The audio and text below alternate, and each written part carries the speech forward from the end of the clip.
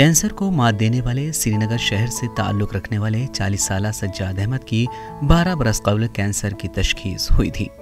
ایک دہائی سے بھی زیادہ عرصے تک جسمانی اور مالی مشقتیں برداشت کرنے کے بعد سجاد اب خود ایک والنٹیئر بن چکے ہیں جو سرطان میں مبتلا مریضوں کی کاؤنسلنگ اور مالی معاونت کر رہے ہیں۔ سٹارٹ کیا تھا کینسر فاؤنڈیشن نام کر کے میں نے سٹارٹ کیا تھا، تو میں نے بہت سارے پیشنٹس کی مدد کی، ہیلپ کیا، پیسوں سے ہیلپ کیا، مشورہ دے کر ہیلپ کیا۔ بہت سارے مجھے بہت سارے جانتے ہیں۔ اب کسی کو بھی بولو سجاد ناز کی تو وہ وہاں سے بتایا سوش بڑا خدایا رود کو میں مدد کروں۔ انسان دعا کے لیے ہی کرتا ہے کہ دعائی کرے گا۔ جو ہمارے ساتھ مشکل وہاں پر ہوا، فار ایگزامپل ہم نئے اسٹیٹ میں گئے تھے تو ہمیں پتہ ہی نہیں تھا کہاں پر رہیں، کتنا پیسہ دینا ہے، رات کو کہاں جائیں، اگر رات کیت وات ہو تو کود گھا ہویا۔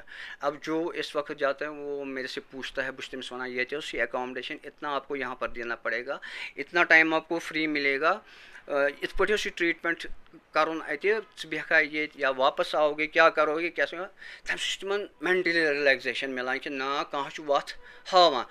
میانہ وز وت ہاون ول کہیں، اس لیے لوگ اس پونسہ تہ زیادہ تو ٹائم تہ زیادہ۔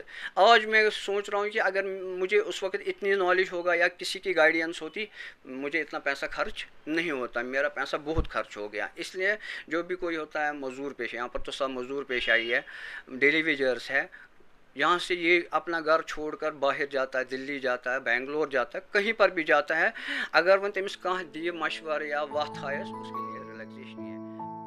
وادی کشمیر میں سرطان یعنی کینسر کے کیسز تشویشناک حد تک بڑھ گئے ہیں۔ اعداد و شمار کے مطابق گزشتہ 4 برسوں کے دوران جموں کشمیر میں 35,000 سے زائد افراد کینسر سے فوت ہو چکے ہیں۔ کینسر کی اذیتیں برداشت کرنے والے سجاد احمد اب کینسر مریضوں کی مدد کر کے ایک مثال قائم کر رہے ہیں۔